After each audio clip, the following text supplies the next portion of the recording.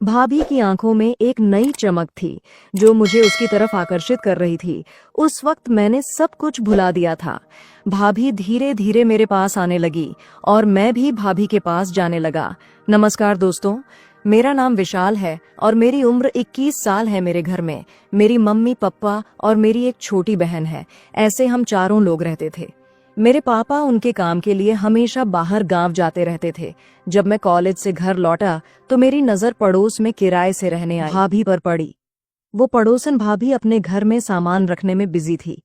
उसने एक सुंदर सा पारदर्शी ड्रेस पहना हुआ था। उसमें वह बहुत ही खूबसूरत लग रही थी। ऐसा देखकर मैं थोड़ी देर के लिए रुक गया। वो भाभी सच में बहुत सुंदर थी। उसकी आंखों में एक चमक थी, उसके बाल लंबे थे। तभी हम दोनों की नजरें मिल गईं। उस पहली नजर में जैसे कुछ अलग ही भावना मेरे दिल में जाग गई। मेरे मन में एक अलग तरह का आकर्षण महसूस हुआ।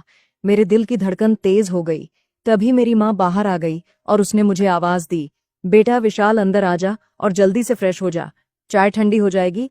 माँ को देखकर मैंने मुस्कान दी और घर में जाने लगा। जाते वक्त मैं भाभी को देखता रहा। भाभी फिर से अपने सामान रखने में बिजी थी। मैं घर जाकर फ्रेश हो लिया और हॉल में आ गया। हॉल में मेरी बहन, जिसका नाम सुमन था, वह सोफे पर बैठकर पढ़ाई कर रही थी। वो मुझसे 2 साल छोटी थी। वो बहुत मोटी थी। मैंने चाय पिया और साथ में बैठकर बात करने लगे। थोड़ी देर बातें करने के बाद मैंने उससे कहा, चलो हम थोड़ी देर पढ़ाई करते हैं। फिर हम दोनों पढ़ाई करने लगे। हमारे आसपास हर जगह कॉपियां और किताबें फैली हुई थीं। तभी दरवाजे की बेल बजी। माँ ने दरवाजा खोला। तब दरवाजे पर वहीं भाभी खड़ी थी। माँ की ओर देखकर मुस्कुराते हुए वह मेरी माँ से बोली, नमस्कार, मैं आपके पड़ोस के घर में नई नई रहने आई हूँ। मेरा नाम सपना है। मैं आपके लिए कुछ मिठाई लाई हूँ। उसके चेहरे पर एक अलग ही चमक थी और वह हमें मिठाई देते समय बहुत खुश लग रही थी।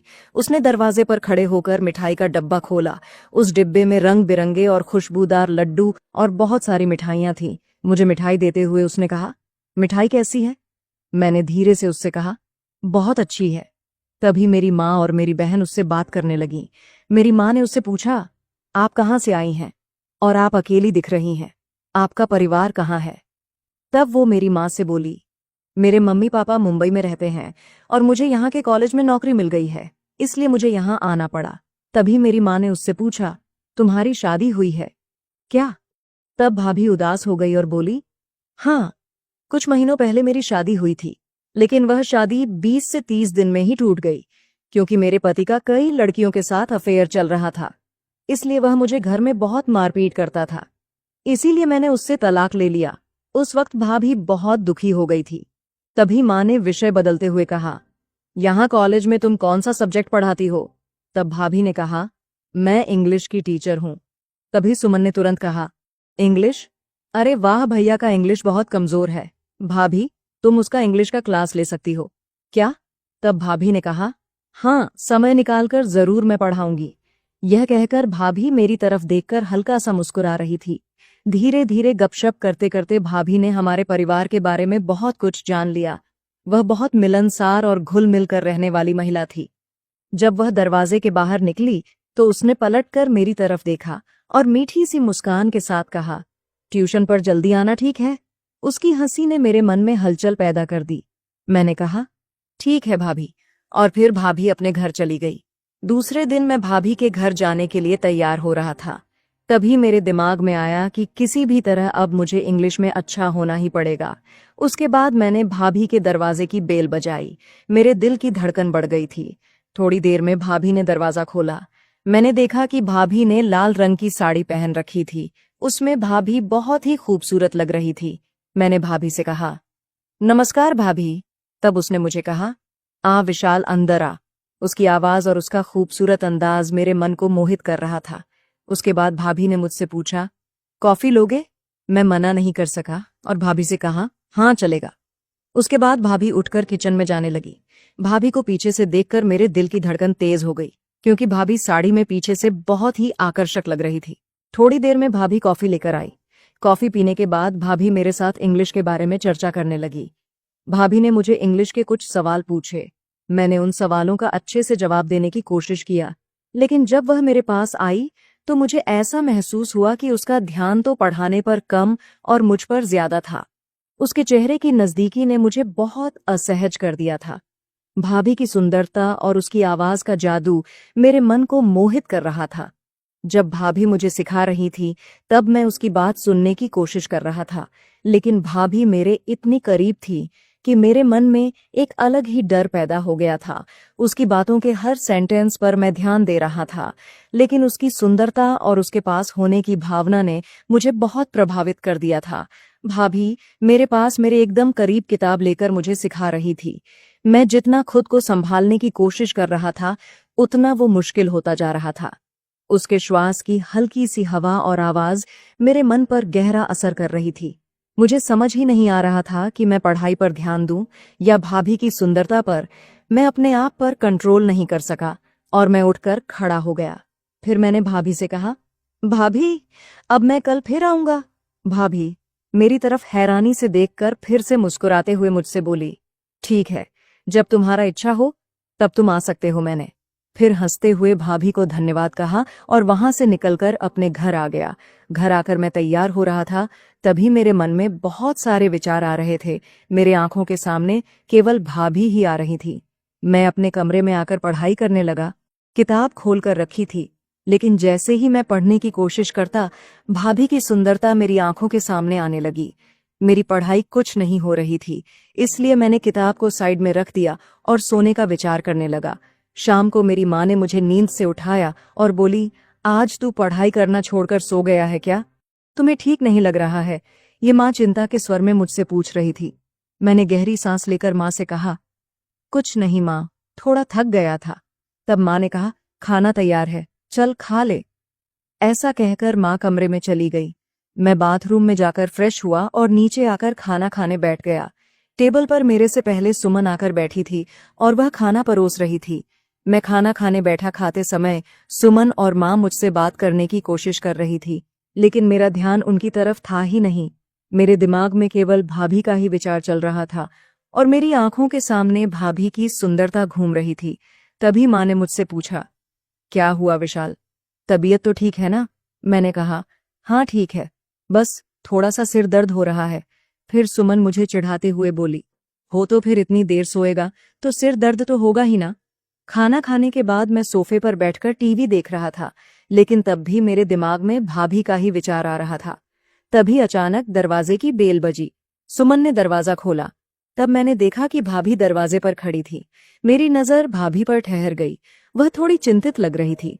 तब माँ ने भाभी से पूछा, क्या हुआ, इतनी रात को आ गई, कोई परेशानी है क्या? तब भाभी बोली, मेरे घर की लाइट चली गई है, इतनी गर्मी है, इतनी गर्मी में रात को मुझे पंखे के बिना नींद नहीं आती। मुझे अभी इलेक्ट्रिशियन की जरूरत है, मेरे पास इलेक्ट्रिशियन का नंबर नहीं है। यह सुनकर मेरी माँ ने उससे कहा, इतनी रात को कोई इलेक्ट्रिशियन नहीं आगा, तुम्हें सुबह तक इंतजार करना ही होगा। यह सुनकर भाभी थोड़ी टेंशन में आ गई। तब सुमन हंसते हुए बोली, भाभी तुम मेरे भैया को ले जाओ, वह हमारे घर का सारा काम करते हैं। पिछली बार उन्होंने हमारे घर की लाइट ठीक की थी। भाभी सुमन की बात सुनकर मेरी तरफ देखने लगी। उसकी आंखों में एक प्यार भरी विनती थी जो मुझे उसकी ओर खींच रही थी। मैंने तुरंत भाभी से कहा, ठीक है भाभी, मैं आता हूं।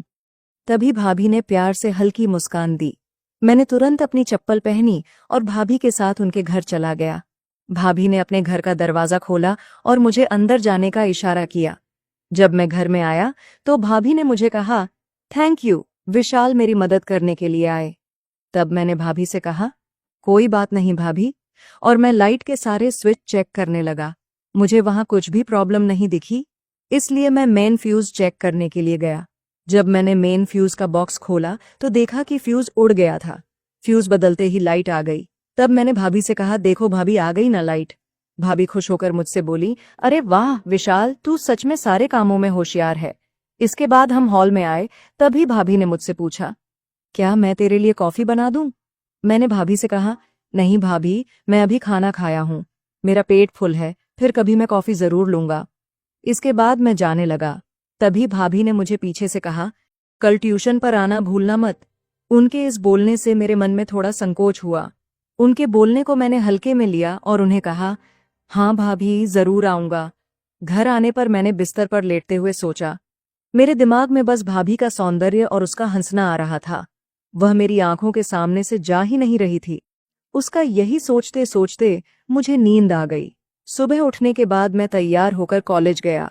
शाम को घर वापस आया, तब शाम के 5 बजे थे। मैंने सोचा कि किसी भी तरह आज भाभी के पास ट्यूशन जाना है। फिर मैंने अपना इंग्लिश का किताब और कॉपी एक बैग में डाला और भाभी के घर की तरफ चल पड़ा। मेरा मन डर रहा था, लेकिन उत्साह भी था।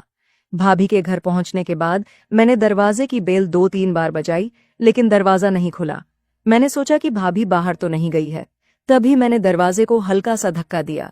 दरवाजा खुला हुआ था। ये देखकर मेरा मन और डरने लगा। घर का वातावरण एकदम शांत था। मैंने धीरे धीरे घर में प्रवेश किया और भाभी को आवाज देने लगा, भाभी तुम कहाँ हो? लेकिन भाभी का कोई जवाब नहीं आया। मेरे कदम धीरे धीरे भाभी के कमरे की ओर बढ़ने लगे। जब मैं भाभी के कमरे में गया तो मेरे दिल की धड़कन एक पल के लिए रुक सी गई। जब मैंने दरवाजा खोला तो मैंने देखा कि भाभी बेड पर सोई हुई थी। भाभी ने बहुत सुंदर साड़ी पहनी थी। उनकी खूबसूरती देखकर मैं हैरान हो गया। उस साड़ी में भाभी का रूप बहुत आकर्षक लग रहा था। भाभी ने मेकअप किया था और बालों में गजरा पहना था। उसमें वो बहुत सुंदर लग रही थी। भाभी मेरी तरफ पीठ करके लेटी हुई थी और फोन में कुछ देख रही थी। मैंने फिर भाभी को आवाज दी, लेकिन भाभी ने मेरी आवाज नहीं सुनी। तब मैंने पीछे से उसके कंधे पर हाथ रखा। तभी भाभी पीछे मुड़ी और मेरी तरफ देखा। भाभी मुझे हैरान होकर देख रही थी। उसने यह सोचा भी नहीं होगा कि मैं भाभी के कमरे तक आ जाऊंगा। भाभी मुझसे बोली, माफ करना, मेरे कान में हेडफोन था, इसलिए मुझे शायद तुम्हारी आवाज सुनाई नहीं दिया। फिर मैंने भाभी से कहा, ठीक है भाभी, अब हम ट्यूशन शुरू करें। और मैंने अपना ट्यूशन का किताब बाहर निकालना शुरू किया। जब मैं पढ़ाई करने बैठा तो भाभी फिर मेरे पास आकर बैठी और मुझे पढ़ाने लगी। मेरा मन घबराने लगा। मैं उससे थोड़ा दूर जाने की कोशिश कर रहा था।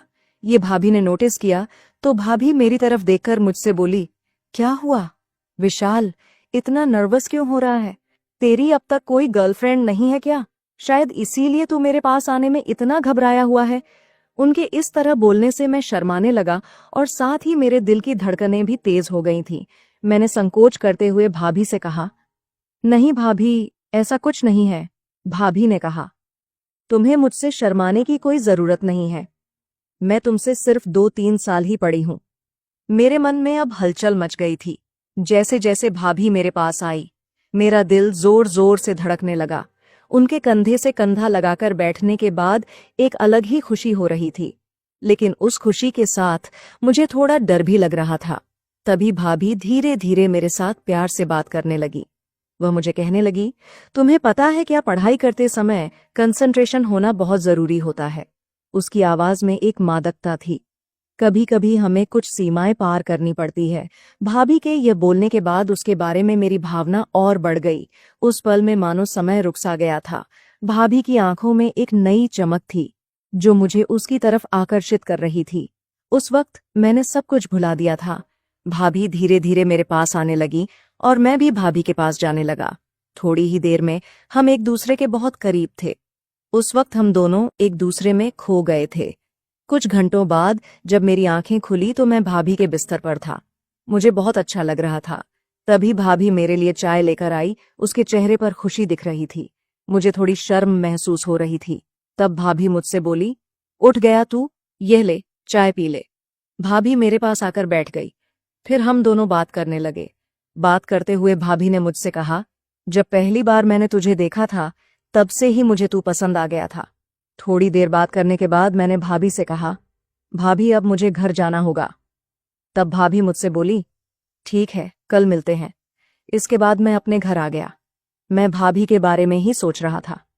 मैं सोच रहा था कि हमारे बीच जो कुछ हुआ वह गलत था या सही। भाभी मुझसे सिर्फ 2 साल बड़ी थी। तब मैंने सोचा कि मुझे भाभी से शादी करनी चाहिए और उसका अकेलापन दूर करना चाहिए। 3 साल में मैंने पढ़ाई पूरा किया और एक बड़ा प्रोफेसर बन गया। फिर मैंने भाभी से शादी कर ली। अब हम दोनों पति पत्नी हैं और हम दोनों बहुत खुशी खुशी रहते हैं। तो इस तरह मेरी तलाकशुदा भाभी मेरी पत्नी बन गई। दोस्तों, यह थी हमारी आज की छोटी सी कहानी। आपको ये कहानी कैसी लगी कमेंट करके जरूर बताएं। अगर आपको यह कहानी पसंद आई हो तो इसे लाइक करें और अपने दोस्तों के साथ शेयर करें। आगे भी ऐसी ही रोमांचक कहानियों के लिए हमारे चैनल को सब्सक्राइब करें ताकि आप हमारी कोई भी कहानी मिस ना करें।